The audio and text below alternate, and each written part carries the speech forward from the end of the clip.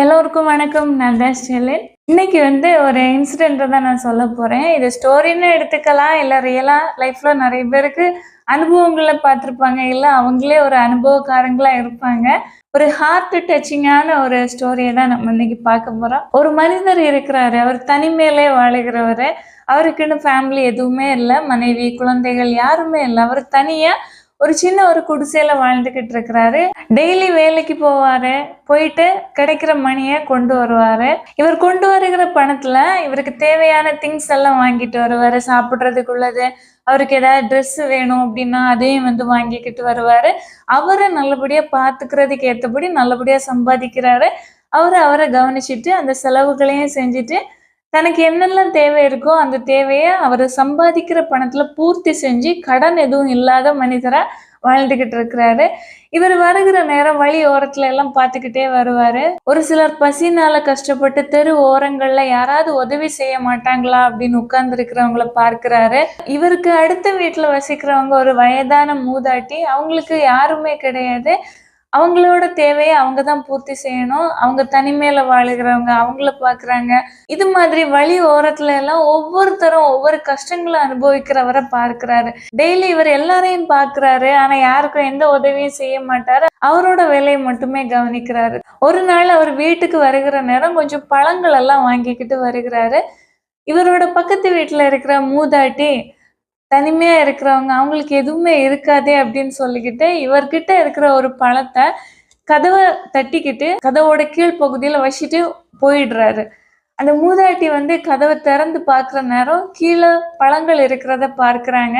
அந்த பழங்கள அவங்க சந்தோஷமா பார்த்துக்கிட்டே எடுத்துட்டு போகுறாங்க. இத இந்த மனிதர் பார்த்துட்டு, இவருக்கு ரொம்ப சந்தோஷமா இருக்குது. நம்ம ஒரு சின்ன உதவி செய்கிற நேரம் நம்மளோட மனசுக்கு எவ்வளோ ஒரு சந்தோஷமா இருக்கு அப்படின்னு அவரோட அந்த மகிழ்ச்சிய ஃபீல் பண்றாரு. இவ்வளவு நாளும் தனிமையா வாழ்ந்துகிட்டு, தனியான ஒரு சிந்தனையில வாழ்ந்தவருக்கு புதுவிதமான ஒரு மகிழ்ச்சி தன்னோட மனசுல வருகிறத உணர்கிறாரு.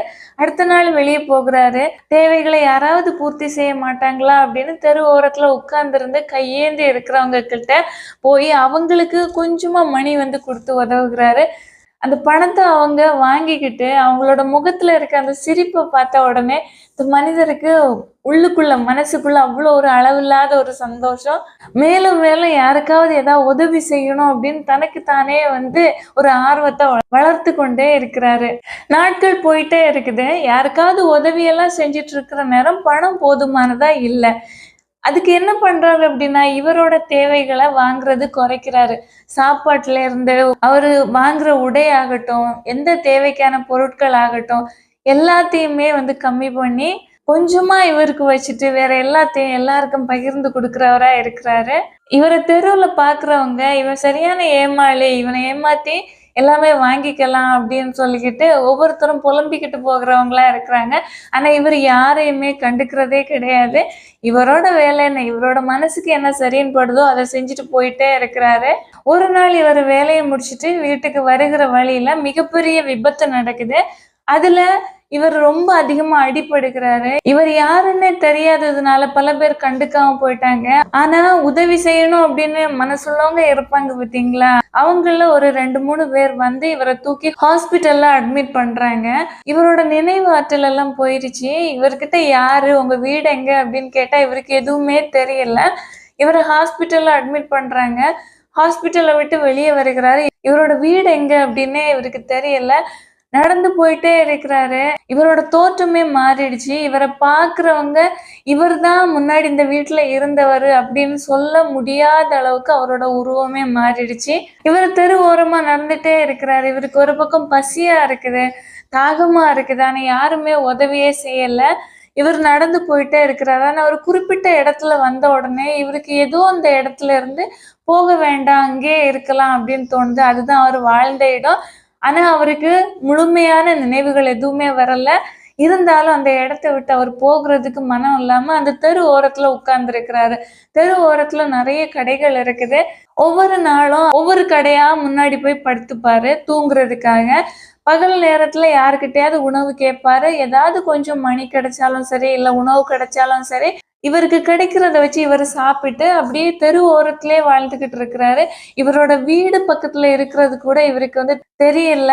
ஒரு வேலையை பார்த்துட்டு இருந்தவரு அப்படின்னு உள்ளது எதுவுமே இவரோட ஞாபகத்துக்கு இல்ல. ஒவ்வொரு நாளும் அந்தந்த கடையில உள்ளவங்க கடையோட சட்டரை ஓபன் பண்ற நேரம் இவர் வாசல்ல படுத்திருக்கிறத பார்த்து அது அபசகுணம், நமக்கு இன்னைக்கு வியாபாரம் நடக்காது அப்படின்னு அவரை அடிச்சு துரத்துவாங்க.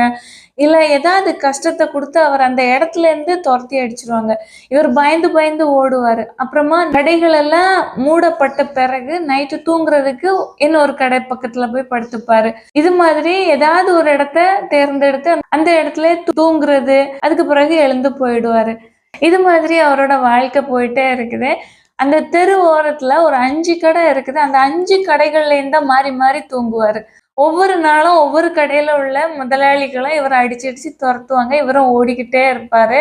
ஒரு சில நாட்களா பாக்குறாங்க, அந்த மனிதர் தன்னோட கடைக்கு முன்னாடி தூங்க வருவாரே, அவரை காணலையே அப்படின்னு இந்த 5 கடையில இருக்கிற முதலாளிகளும் தேடுறாங்க. அப்ப பக்கத்துல வந்து கேக்குற நேரம், அவர் எங்களுக்கு தெரியல, எங்க போனாரு, என்ன ஆச்சு அப்படின்னு தெரியல அப்படின்னு சொல்றாங்க. இந்த தெரு ஓரத்துல ஒரு சிசிடிவி கேமரா இருக்குது. அதுல செக் பண்ற நேரம் அதுல பாக்குறாங்க, இரவு வேளையில அந்த கடைகளை எல்லாம் பாதுகாத்துக்கிட்டே இருப்பாரு. அந்த கடைகளை திறக்கிறதுக்கு முயற்சி செஞ்சு, அதாவது திருட வருகிறவங்களை இவர் துரத்தி அடிச்சுட்டு இவர் எல்லா அடிகளையும் வாங்கிக்கிட்டு அதுல படுத்துப்பாரு. இதெல்லாம் அவங்க சிசிடிவி கேமரால பாக்குறாங்க. நம்ம பார்க்காத நேரம் நம்மளை பாதுகாத்துக்கிட்டு இருந்த இந்த மனிதருக்கு நம்ம இவ்வளவு பெரிய கஷ்டத்தை எல்லாம் கொடுத்துருக்குறோம். இருந்த பிறகும் நமக்கு தொடர்ந்து உதவி மட்டுமே செஞ்சுட்டு இருந்திருக்கிறாரு அப்படின்னு ரொம்ப ஃபீல் பண்றாங்க. இது ஒரு சைடா இருக்குது. இன்னொரு விஷயம் அந்த தெருவுல நடக்குது. ஒரு வயதான மூதாட்டி இருந்தாங்கல்ல, அவங்க தனிமையான ஆளா வாழ்ந்துகிட்டு இருந்ததா சொன்னேன்ல, அவங்க வாழ்ற அதே தெருவுல ஒரு சின்ன பொண்ணு இருக்கா. அந்த சின்ன பொண்ணுக்கு கூட ஒரு வயதானவர் இருக்கிறாரு. தனிமையில தான் வாழ்ந்துகிட்டு இருக்கிறாங்க. இந்த பொண்ணு, சின்ன பொண்ணு என்ன பண்ணும் அப்படின்னா, இந்த வயசான பாட்டி இருக்கிறாங்கல்ல, அவங்க கிட்டே நிறைய நேரத்தை ஸ்பெண்ட் பண்ணும். தன்னோட பாட்டி தான் இவங்க அப்படின்னு நினைச்சு அவங்க கூட நிறைய நேரம் பேசிக்கிட்டு இருக்கிறது, பழகுறது, அவங்க ஷாப்புக்கு போகிறாங்க அப்படின்னு அவங்க கூட போகிறது. இது மாதிரி ஃபுல் அண்ட் ஃபுல் அவங்க தாத்தா கூட இருக்கிற நேரத்தை விட பாட்டிக்கு கூட அந்த பிள்ளை டைம் ஸ்பெண்ட் பண்ண தொடங்கினா இது அவங்க தாத்தாக்கும் தெரியும். அவங்களும் ஒண்ணுமே சொல்றது கிடையாது. ஒரு நாள் அந்த பாட்டி வந்து ஷாப்பிங் வந்து போகிறாங்க. அந்த நேரம் கிறிஸ்மஸ் டைம், ஓகேவா? இந்த பிள்ளைக்கு வந்து கேக் வந்து சாப்பிடணும், ப்ளம் கேக் வாங்கணும், க்ரீம் கேக் வாங்கணும் அப்படின்னு பயங்கரமா ஆசை. அவங்க தாத்தா கிட்ட கேட்குற நேரம் அவங்க தாத்தா, இல்லை என்கிட்ட அந்த அளவு பணம் எல்லாம் இல்லை, நம்ம வாங்க வேண்டாம், அப்புறமா பார்த்துக்கலாம் அப்படின்னு வந்து சொல்றாரு. அந்த பாட்டி கிட்ட போய் கேட்குற நேரம் அவங்க சொல்றாங்க, சரி இன்னைக்கு நான் உனக்கு வாங்கி தர்றேன் அப்படின்னு வந்து கூட்டிக்கிட்டு போகிறாங்க. ஆனா அவங்க வீட்டுக்கு தேவையான திங்ஸ் வாங்கின அப்புறமா அவங்களுக்கு பணம் போதுமானதா இல்லை. கேக்க வாங்கிட்டாங்க. ஆனா பில் பே பண்ற நேரம் அவங்க கிட்ட போதுமான அளவு மணி இல்லாததுனால கேக்க வந்து ரிட்டர்ன் கொடுக்குறாங்க. சின்ன பொண்ணுக்கு அவ்வளோ கஷ்டமா இருக்குது. அந்த பொண்ணு கேட்குறேன், எனக்கு வாங்கி தர்றேன் அப்படின்னு சொன்னீங்கல்ல, இப்போ நீங்க வாங்கி தரல அப்படின்னு வந்து அந்த குழந்தை வந்து அழுது. இதை வந்து அந்த கடையில நிக்கிற ஒருத்தர் வந்து பார்த்துக்கிட்டே நிக்கிறாரு. அவரும் கேக் வாங்க வந்தவர் தான். இந்த வயசான பாட்டி சொல்றாங்க, இந்த வாட்டி இல்லைன்னா என்ன, நெக்ஸ்ட் டைம் வந்து எப்படியாவது உனக்கு ஒரு கேக் நான் வாங்கி தந்துடுவேன் அப்படின்னு ஆறுதல் சொல்லி கூட்டிக்கிட்டு வருகிறாங்க. வெளியே வந்துகிட்டு இருக்கிற நேரம் அந்த மனிதர் ஒருத்தர் பார்த்துக்கிட்டு நின்னாருல்ல, அவர் வந்து அந்த அந்த கேக்கை விலைக்கு வாங்கி இந்த சின்ன பொண்ணுக்கு கையில வந்து கொடுக்குறாரு. சொல்றாரு, இது என்னோட கிறிஸ்மஸ் கிஃப்ட், உனக்கு இதை வச்சுக்கோ அப்படின்னு. அப்ப அவங்களோட பாட்டி சொல்றாங்க, இல்ல என்கிட்ட இதை வாங்குறதுக்கு மணி எதுவுமே இல்லை, இதை நான் வாங்க முடியாது, இதுக்குள்ள மணியும் நான் வந்து திருப்பி தந்துக்க மாட்டேன், என்கிட்ட அந்த அளவு பணம் இல்லை, இது வேண்டாம் அப்படின்னு சொல்றாங்க. அப்போ அந்த மனிதர் சொல்றாரு, இல்லை நீங்க இதை திருப்பி எனக்கு கொடுக்க வேண்டாம், இது என்னோட கிஃப்டா அந்த பொண்ணுக்கு இருக்கட்டும் அப்படின்னு சொல்லிக்கிட்டு ஒரு நோட்டு வந்து எழுதி கொடுக்குறாரு. இதை நீ பத்திரமா வச்சுக்கோ, இந்த நோட்டை நீ எப்போதுமே படிச்சு பாரு, இதை வந்து நீயும் ஃபாலோ செய்யணும் வளர்ந்தப்புறமா அப்படின்னு வந்து சொல்லிக்கிட்டு அவர் அந்த இடத்துல இருந்து போயிடுறாரு. வீட்டுல வந்ததுக்கு அப்புறமா அந்த பாட்டி வந்து சொல்றாங்க, அவர் உன்கிட்ட ஒரு நோட்டு கொடுத்தாருல்ல, ஒரு பேப்பர்ல எழுதி கொடுத்தது, அது எங்க அங்க கொடு அப்படின்னு வந்து கேட்குறாரு. அந்த பொண்ணு அவங்கள்ட்ட கொடுக்குது. அப்ப அவங்க அதை படிச்சு பார்க்குறாங்க. படிச்சு பார்க்குற நேரம் அதுல என்ன எழுதியிருக்கு அப்படின்னா, வாழ்க்கையில நம்ம வாழ்ற நாள் வரைக்கும் நம்மாலான உதவிகளை செய்யணும், நம்ம என்ன கொடுக்குறோமோ அதை கண்டிப்பா நம்ம பெற்றுக்கொள்வோம், நல்லது கொடுத்தா நமக்கு நல்லது வரும், கெடுதல் செஞ்சோம்னா நமக்கு கெடுதல் தான் வரும். அதனால எப்போதுமே நல்லது மட்டுமே செய்யுங்க அப்படின்னு வந்து எழுதி வச்சிருக்கு.